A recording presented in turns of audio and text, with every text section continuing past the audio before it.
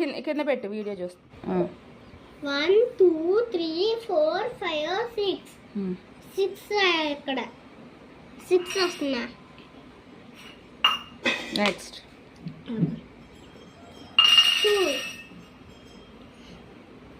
1 2 3 4 4 రాయాలి.